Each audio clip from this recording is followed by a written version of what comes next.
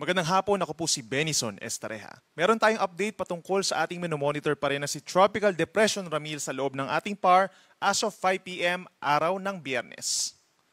Base sa ating latest satellite animation, huling namataan si Bagyong Ramil, 640 kilometers na lamang po sa silangan ng Huban sa Sorsogon. Taglay pa rin ang hangin na 55 kilometers per hour malapit sa gitna at may pagbugso hanggang 70 kilometers per hour. At kumikilos west-southwest o bahagyang bumababa po at 25 kilometers per hour.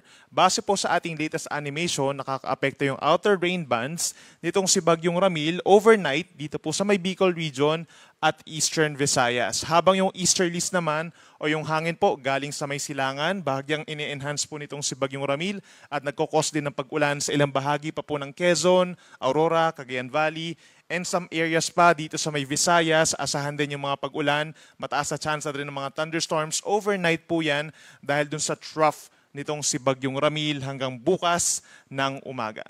Samantala, base rin sa ating latest satellite animation, wala pa tayong namamataang bagong kumpul ng ulap sa labas ng ating PAR na mabubuo bilang isang bagyo.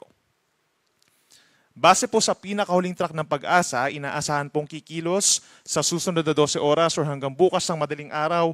Generally, pakanluran po or moving towards dito pa rin po sa may Samar Island and Bicol region itong si Bagyong Ramil. Malaking factor dun sa kanyang westward movement ay yung high pressure area dito po sa may East China Sea. Sa malakas pa po itong high pressure area na ito at bukas inaasahang kikilos ito papunta dito sa may Japan at hihina yung pressure dito sa may China. Kaya naman bukas pa, unti-unting aangat, generally west-northwest ang movement nitong si Bagyong Ramil hanggang sa matapos po ang weekend. In terms of lakas niya, nakikita rin natin na by this evening or bukas ng madaling araw, from tropical depression, lalakas pa ito bilang isang tropical storm. So possibly magkaroon ito ng lakas na hangin na 65 kilometers per hour. At throughout its passage dito sa may Luzon, during this weekend, posibleng lumakas pa ito hanggang 75 kilometers per hour base po sa pinakahuling track ng Pag-asa. Pero hindi pa rin natin inaalis yung chance na bagyang lalakas pa ito into 80 to 90 kilometers per hour. Samantala, pagsapit po bukas ng hapon, posible na tayong magkaroon ng landfall dito po sa may Bicol region. So depende pa yan kung magkakaroon tayo ng isa hanggang multiple landfalls. Depende po sa pagtama niya sa mga isla dito sa Bicol. Then sa hapon hanggang sa gabi po, magaganap yung mga landfall po dito sa Bicol. Pagsapit naman ng gabi, hanggang madaling araw, na dito na siya sa may coastal areas po, dito sa may Quezon, at posible magkaroon ng landfall dito sa may Polillo Islands or sa northern Quezon. Pagsapit naman po ng umaga hanggang sa hapon ng linggo ay babagtasin ng bagyo ang mainland Luzon. So maaaring magkaroon ng landfall dito sa may northern Quezon nga or sa may southern Aurora. And then afterwards, kung ang pag-uusapan lamang natin ay sentro, posible rin itong dumaan sa mga probinsya ng Nueva Ecija, Tarlac, Nueva Vizcaya, hanggang dito sa may Benguet, at makalampas pa sa may Pangasinan and La Union. Then pagsapit po ng gabi ng Sunday ay nasa may West Philippines na ito, mananatili as a tropical storm. And then afterwards, lalabas ito ng PAR pagsapit pa po ng Lunes ng umaga. We have to consider din yung tinatawag natin na cone of probability. Ito yung area kung saan possible pa rin po na tumama yung sentro nitong si Bagyong Ramil. So given this cone of probability, possible na umakyat pa ng bahagya sa mga susunod po na movement nitong si Ramil, dito sa may parting ibabaw po, itaas ng Catanduanes, at magkaroon ng landfall dito sa may parting Aurora at babagtasin ang timog na bahagi ng Northern Luzon. Yan po ay pinag-usapan natin yung sentro lamang, no? And then possible dun sa ating cone of probability, bumaba pa at lumakas yung high pressure dun sa may East China, magkaroon ng paglandfall dito mismo sa may mainland Bicol region at bagtasin din ng Calabarzon hanggang sa makarating dito sa may Metro Manila malapit at sa may southern portion of Central Luzon. So we have to consider this cone of probability. Another thing po, itong tinatawag natin na radius o yung lawak ng bagyo kung saan nararamdaman po yung malakas na hangin at malakas na ulan. Given na itong pinakamalawak po na radius natin or pinakamahabang radius is around 400 kilometers, yung pinakamaiksi around 150 kilometers, so hindi po even yung radius nitong si Bagyong Ramil. Kung titingnan natin at ipoproject po natin dito sa Luzon, makaka-apekto talaga siya, no? As early as tomorrow morning dito sa may Eastern Visayas at sa may Bicol region. Then pagsapit po sa gabi, nakaka-apekto na rin ito sa may Calabarzon bukas. Then pagsapit po sa entire araw po ng Sunday rather, aasahan na rin po ang direktang epekto dito sa may Calabarzon, Central Luzon, Metro Manila at timog na bahagi pa ng Cagayan Valley, Cordillera region, Ilocos region, at baging dito rin po sa may northern portion of Mimaropa. Yan po ay posible nga yung hangin na may lakas na 65 to 80 kilometers per hour. At aasahan din po natin yung mga pag-ulan later on. Papakita po natin mga moderate to heavy with at times intense na mga pag-ulan. Sa ngayon po, meron pa rin tayong wind signal number 1 sa maraming lugar sa Luzon and Visayas. Signal number 1 sa southeastern portion of Isabela. Gayon din sa eastern and southern portions of Quirino. Southeastern portion of Nueva Vizcaya, buong Aurora, signal number 1 na po. Gayon din sa eastern portions ng Nueva Ecija at ng Bulacan. At sa northern and eastern portions ng Quezon Province, kabilang na ang Polillo Islands, signal number 1. Meron din po tayong signal number 1 sa Camarines Norte, Camarines Sur, Catanduanes, Albay, Sorsogon, Burias, and Ticao Islands dito sa may northern Masbate, maging sa northern Samar, northern portion ng eastern Samar, at sa northern portion of Samar. So ibig sabihin po ng babalang ito, binibigyan na natin sila ng 18 hours or 36 hours rather simula po nung i-issue natin yung signal number 1. So meron tayong 1.5 araw para paghandaan yung hangin po na pabugso-bugso kapag meron tayong itinaas na signal number 1 sa ating lugar. So normal lamang po na minsan maganda pa yung panahon, hindi pa kalakasan yung hangin. Aasahan po natin yung mga pagbugso ng hangin by tomorrow sa paglapit nitong si Bagyong Ramil. Dito po sa may parting Samar Island, sa Bicol region, mararamdaman na yan as early as morning, and then pagsapit ng gabi, nadadagdagan pa yung mga lugar na magkakaroon ng mga pabugso-bugsong hangin. At given nga na magiging tropical storm, itong si Bagyong Ramil, posible pa tayong magtaas hanggang wind signal number 2. Again, yung hangin po na dala nito na 65 to 75 kph, posible pa rin makasira ng ilang pananim at ilang mga istruktura po na yari sa mga light materials.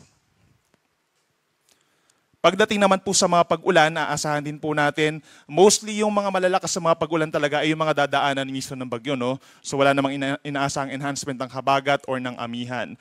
For now, yung ating 100 to 200 millimeters nakakoncentrate pa rin po sa may silangang parte po ng Luzon. Asahan natin yan, pagsapit po bukas ng hapon hanggang Sunday ng hapon, ito yung time kung saan nasa may Catanduanes, crossing dito sa may Ilocos region, itong si Bagyong Ramil. Pinakamalalakas sa may Isabela, Aurora, Quezon, and Camarines Norte hanggang 200 millimeters. Yung ganong karami ng ulan, posible po mag-cause ng mga pagbaha, hindi lang dun sa mga bahain na lugar, no? Possible din makapagpaapaw ng mga ilog, at dun sa mga mountainous areas natin sa may Sierra Madre and Caraballo Mountains, mataas ang tsansa ng landslides, given na rin na nagkaroon ng mga pag-ulan itong mga nagdaang araw. Aasahan din po natin yung 50 to 100 millimeters sa dami ng ulan simula bukas ng hapon, dito sa may Cagayan, maging sa may Kalinga, Mountain Province, Ifugao, and Benguet. Dito rin po sa may Quirino, Nueva Vizcaya, Nueva Ecija, Bulacan, Rizal, Laguna, hanggang dito sa Metro Manila, asahan na po yung madalas na malalakas na mga pag-ulan simula po bukas ng hapon. At pagdating naman sa iba pang bahagi po ng Luzon and Visayas, simula po bukas din ng hapon hanggang Sunday ng hapon na asahan din po natin yung 100 to 200 millimeters sa dami ng ulan dito sa Camarines Sur and Catanduanes. Ito nga yung mga lugar na kung saan posible maglandfall or malapit ang sentro ng Bagyong Ramil. Habang meron naman tayong 50 to 100 millimeters na natitirang bahagi pa po ng Bicol Region, Albay, Sorsogon, Masbate, ganyan din sa Marinduque, Romblon, Northern Samar, and Eastern Samar, 50 to 100 millimeters. Ibig sabihin naman po ng kulay dilaw, possible yung mga pag-ulan na nagkukos ng mga baha sa mga low-lying areas at possible din po yung landslide sa ilan lamang po ng bulubundukin na lugar.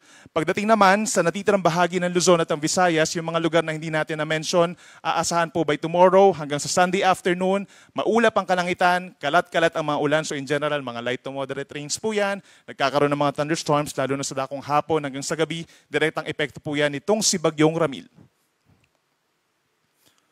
At pagsapit naman po ng Sunday afternoon hanggang Monday afternoon, ito yung time kung saan nakalampas na po or nandito sa may La Union, Pangasinan area ang Bagyong Ramil hanggang sa makalampas po siya ng ating area of responsibility. Meron pa rin aasahan mga pag-ulan, mostly itong Northern Luzon except yung Batanes, plus northern portion of Central Luzon, Aurora, Nueva Ecija, Tarlac, and Zambales. Hihigit pa rin sa 50 millimeters ang dami ng ulan kahit makalampas na itong si Bagyong Ramil. Nandiyan pa rin yung banta ng baha at landslides at mataas pa rin ang chance na magkakaroon tayo ng mga rainfall advisories and heavy rainfall warnings from yellow, orange, or even red rainfall warning. Para naman po sa ating gale warning or taas ng mga pag-alon, as of 5 p.m., wala pa tayong nakataas na gale warning. Pero kapansin-pansin dito sa may extreme northern Luzon at eastern portion of Luzon, asahan yung more or less mga 3 to 3.5 meters na maximum wave height. Delikado na po yan for small sea vessels. And in fact, actually, pag natataas po tayo ng mga wind signals, automatically suspended na po yung sea travel for all types of sea vessels. So please coordinate po sa inyong mga local coast guards. Habang dito naman sa may silangan po ng Visayas, sa may Eastern Samar, hanggang 2.5 meters ang taas ng mga pag-alon. Delikado na rin sa ating mga kababayan na nangingisda at yung may maliliit na sasakyang pandagat. At posibleng madagdagan pa yung mga lugar na magkakaroon ng maalong karagatan pagsapit nitong si Bagyong Ramil dito sa may West Philippine Sea. At para naman po sa posibleng daluyong or storm surge sa susunod na 2 araw or hanggang sa hapon po ng Sunday, we're expecting meron mga 1 to 2 meters na storm surge or daluyong sa mga coastal communities ng Southern Isabela. Ganyan din sa Aurora, Quezon, Camarines Norte, Baybayin ng Camarines Sur, Catanduanes, Albay, Sorsogon, Northern Samar hanggang sa may northern coast of Eastern Samar at sa northern coast of Samar. Ang ibig sabihin po ng daluyong, kapag malakas ang hangin galing dun sa bagyo, may tendency na magtaas po talaga or tumaas ang mga pag-alon natin sa mga coastal communities. So rumaragasa yung pag-alon sa ating mga kabahayan po doon, nagkokos sa pagkasira ng mga kabahayan. So make sure, coordinated tayo sa ating mga local government units kung kinakailangan nila ng evacuation at delikado na yung mga pag-alon. At yan muna, latest mula dito sa Weather Forecasting Center po ng Pag-asa. Every 3 hours na po yung update natin regarding kay Bagyong Ramil. Muli po ako si Benison Estareja. Mag-ingat po tayo.